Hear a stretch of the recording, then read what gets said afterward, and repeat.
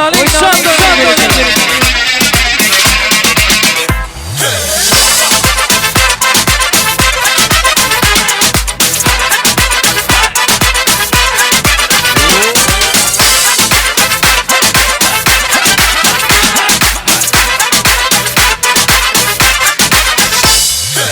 Çavuksum ol kırmızı renkli bal donduklarıma. Onu gördü de ah bu yüreğim vah para para. Gelişip bu kırmızı kuyuna uzayıpça boyuma. Onu görenlerim bari ah yana yana. Göz değmesin olamadan gözlere, olamadan yüzlere, kılın ince billerim. Göz değmesin olamadan boylara, olamadan saçlara, sürmüş alnım kaşlara.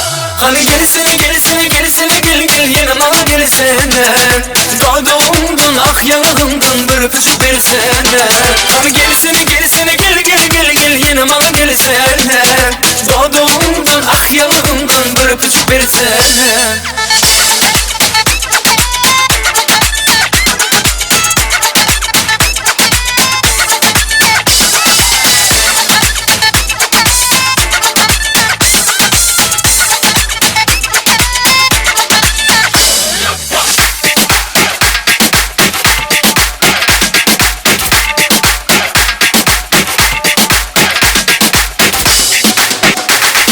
Aynalısın kara yarın pencereni yapıp dura. Gül yüzümü göreyim deysem ışıklarını çıktura. Saklat bilem o vakti minutlarım geçip dura. Sen yanına varayım deysem beni bırza çekip dura.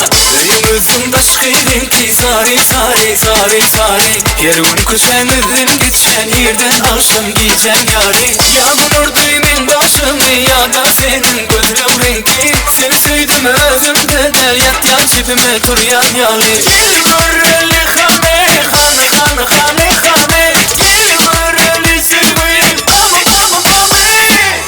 Seni benim sevgilimdi bilemedim bilemedim.